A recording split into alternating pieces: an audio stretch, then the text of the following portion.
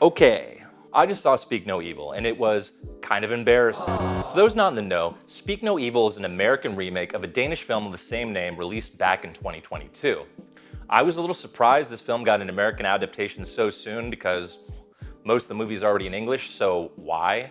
And while it was warmly received by critics, it didn't exactly set the box office on fire. I also felt on my initial watch that despite some amazing performances and strong scenes, Speak No Evil kind of fell short of sticking the landing. I by no means dislike Speak No Evil 2022, however, in our current landscape where it feels like there's more high art horror than ever, the bar has gotten really high. And there are some places where Speak No Evil felt lacking in polish. Additionally, while watching the film, I couldn't help but be reminded by a slightly better foreign horror, Funny Games 1997. These films share a lot of thematic similarities, both featuring small nuclear families plunged into dire situations when they choose to ignore their better judgment out of some sense of social obligation. Both films also do this cool little thing where they juxtapose seemingly mundane imagery with menacing or off-putting music.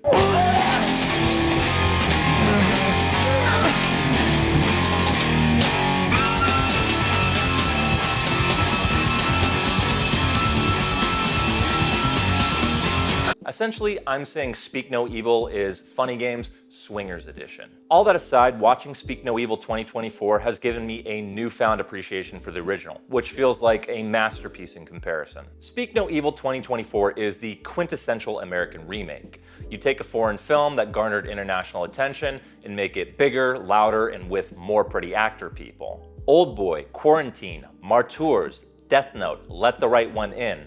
The Hollywood system has become very efficient at taking great pieces of foreign media and turning them into dumb schlock. However, until Speak No Evil, I haven't seen this approach to adaptation embraced so belligerently. Let's set the stage. At the beginning of the movie, when both families are at the Italian resort, they do their best to avoid this boring older couple.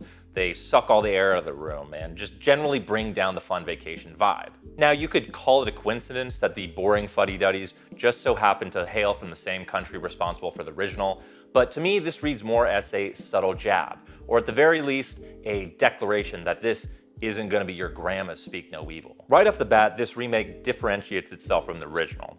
Where Speak No Evil 2022 could be described as a slow burn, this film has a bizarrely breakneck pace that doesn't allow room for a lot of characterization. The film practically falls over itself trying to get out of the first act. Our American couple has already left the resort, gone home, and embarked on a week-long journey with the British couple in what feels like half the time of the original. It may not sound significant, but the extra 5 minutes or so goes a long way to introduce the relationship dynamics of the main character and establish the tone of the film.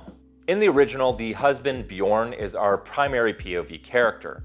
By the 20-minute mark, we have come to know him quite intimately. His life is seemingly perfect. He has a beautiful wife and child, and the income necessary to take them on lavish international vacations. Despite this, he seems somewhat disillusioned, both as a husband and father. His life lacks excitement, and it's clear he feels trapped in his position as the head of a small nuclear family.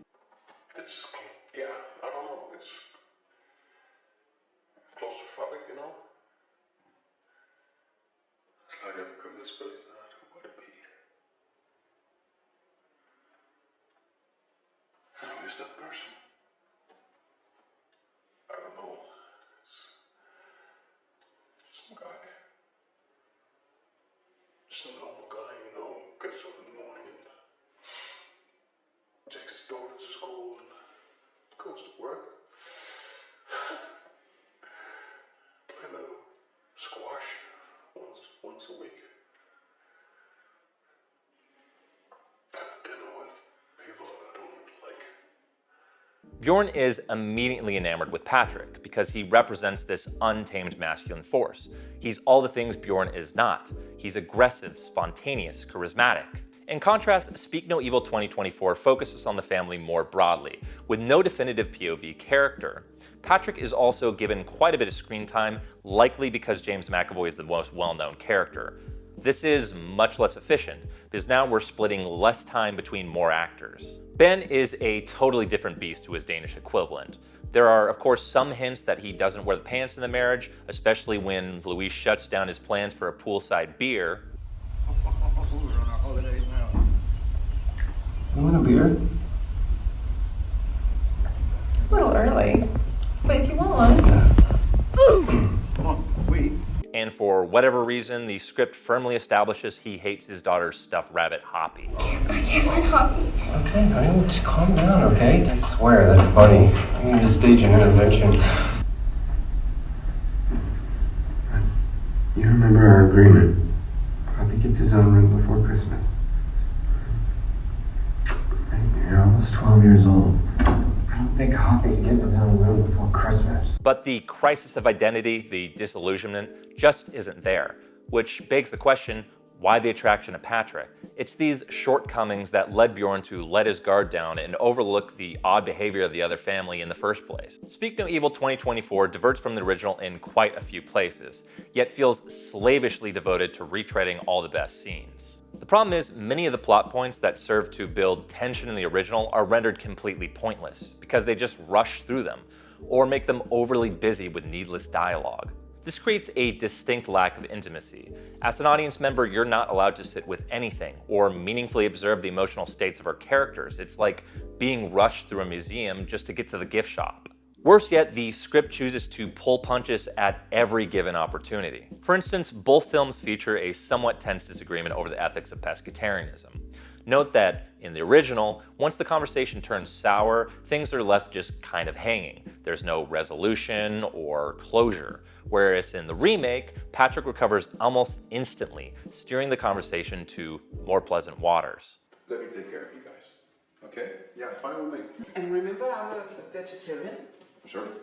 Yes, I don't eat meat. Oh, yes, so good for the environment. Yes, but you eat fish, right? Yes. Yes, so you're not a vegetarian, you're a pescatarian. Yes. Yes, Steve. And fish is not meat? Of course. But it's better for the environment.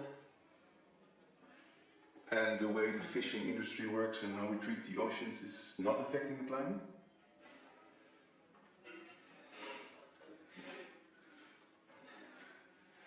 Well, I would like to propose a toast for good times.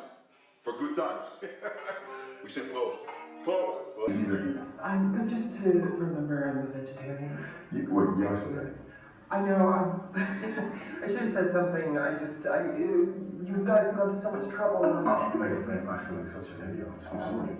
It was okay, Yeah, it was okay. Okay. Really, don't worry about it. Great, but you do still eat fish, yeah? Yes, Great, but fish is not a meat.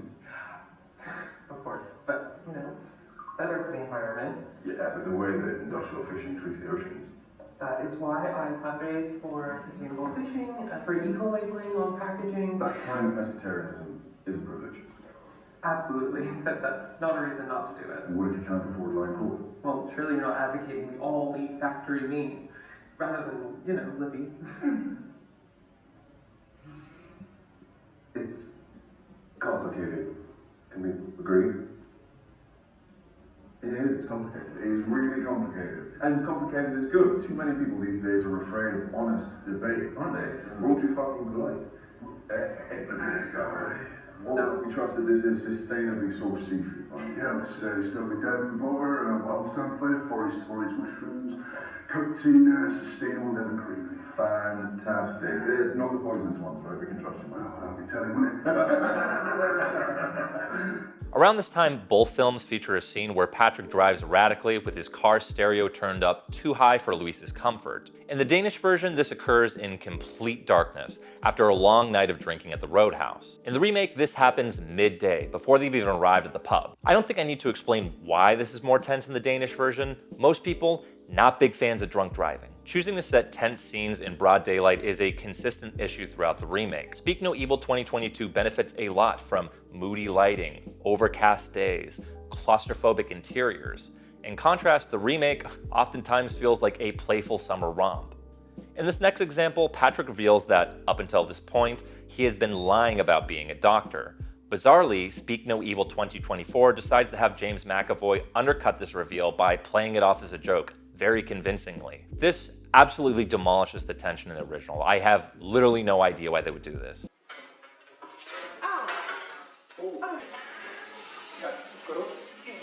Yeah, Patrick, maybe you could take a look at the fish.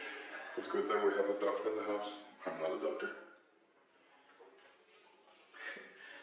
Didn't you say you were a doctor? Did I? Oh, I lied. You lied? Yeah. Sometimes I get a little insecure when I meet new people. He just wanted to make a good impression. Wat een beetje spijzen? Even kijken. What do you work with then? I don't work. No? No, I'm unemployed. I've never worked. I don't believe in working. Got it. Heb je pleister?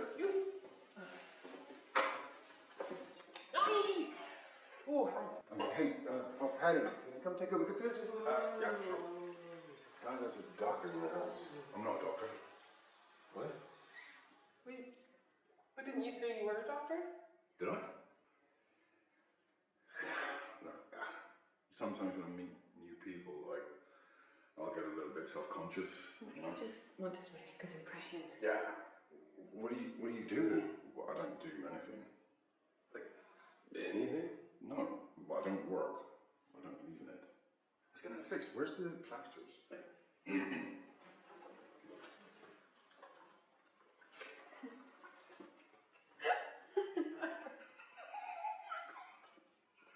Look at their faces. You should have taken a picture.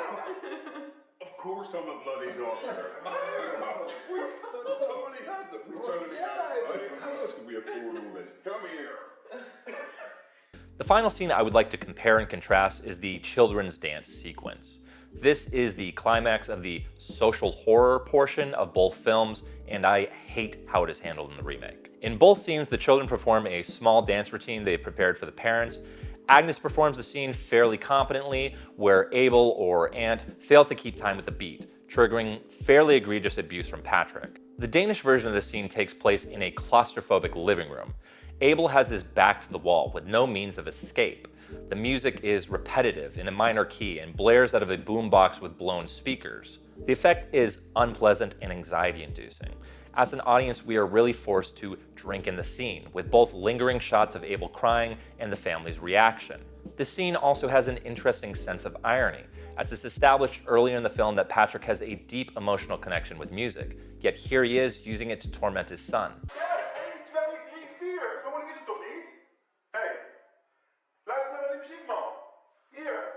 Stapjes, 1, 2, 3, 4. Zo moeilijk is het toch niet? En kijken, hier. Kijk naar Agnes. Kijk naar de voeten. Kijken. No, she has to stay to do it. No, she doesn't want to. No, she has to stay. She doesn't want to dance anymore. Siska. Nej, va? Jo. Pappa, 1 gang mere. Siska, kan du ikke også? Du så god. 1, 2, 3, 4.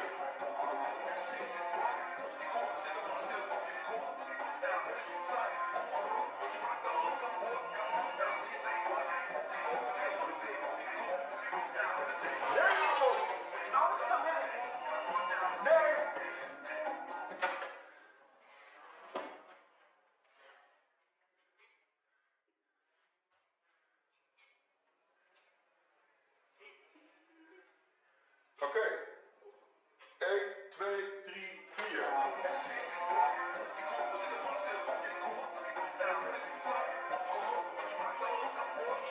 The American version of the scene takes place in broad daylight, in an open, picturesque field. Ant has many avenues of escape, and does, in fact, exit the situation briefly to take refuge behind the American family. The scene is peppered with near-constant dialogue, there's a distinct lack of tears from Ant, and the speakers sound great. They're probably JBLs or Beats by Dre or something. Perhaps worse yet, the song they chose for the dance? Cotton Eye Joe.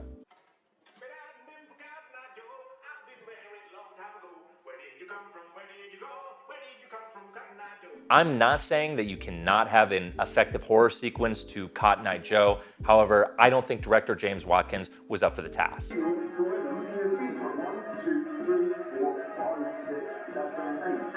to your dad, please. Oh, look at Agnes. Do what she's doing. She's doing it. I want to dance more. Oh, what? Well, she's got to do it. She's got to come back. No, she doesn't want to dance anymore. Come on. Meg. Honey. One more time. I hear you. One more time. Go. Let me rewind it.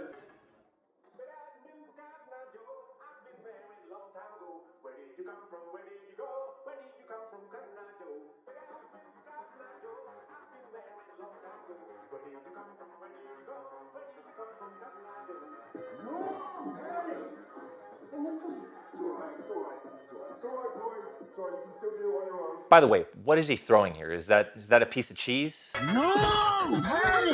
It's not very scary to throw cheese. It just bounced right off the kid. Regardless, this scene doesn't work for me. It's supposed to be the straw that breaks the camel's back, but it's neither frightening nor naturalistic. James McAvoy's Patrick is a problem in this scene and throughout the movie. He's simply too charming. Sure, he has a lot of bark, but he undercuts every moment of tension with a joke, kind words, contrition, a smile. He's just yapping constantly. It's like they were afraid the audience would get up and leave the theater if James McAvoy stopped talking for 30 seconds. This tell, don't show approach to filmmaking also ruins the twist. In general, Ant and Agnes get too much screen time. I know they're children, but they can't act for shit. And every time they're on screen, they're dropping the most painfully obvious foreshadowing and clues. As an audience member, I can't think of anything more insulting than having a literal child pantomime the big reveal as if I didn't figure it out 20 minutes ago. Now on to the difficult part of the review. I'm going to attempt to discuss the end of both of these films while avoiding as many spoilers as possible.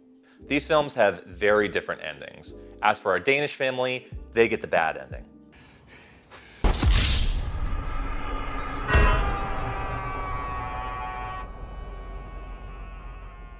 It's pretty brutal. It's sad, it's honestly difficult to watch, yet it is thematically inevitable. Our American family, on the other hand, gets the goofy Home Alone house defense sequence, complete with explosions and bulletproof Teslas.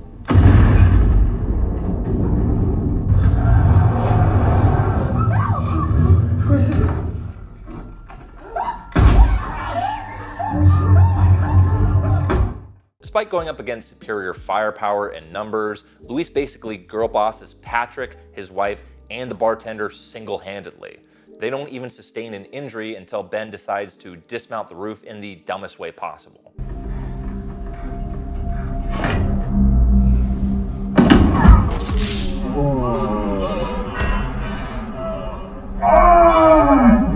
This sequence is pure schlock. It has none of the emotional impact of the original and reinforces none of the themes.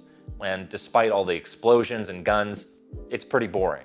I think we've all seen this sequence done in a horror movie before, and we've definitely seen it done better.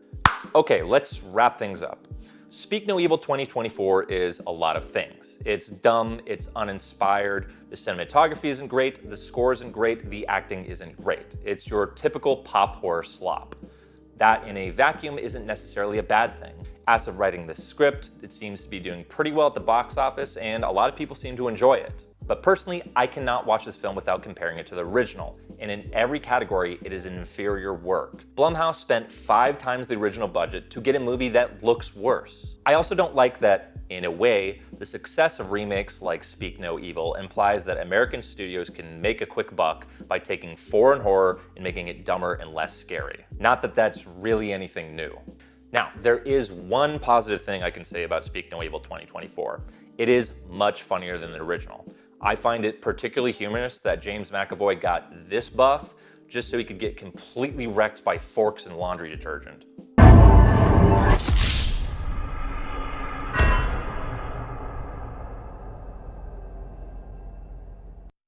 4 out of 10.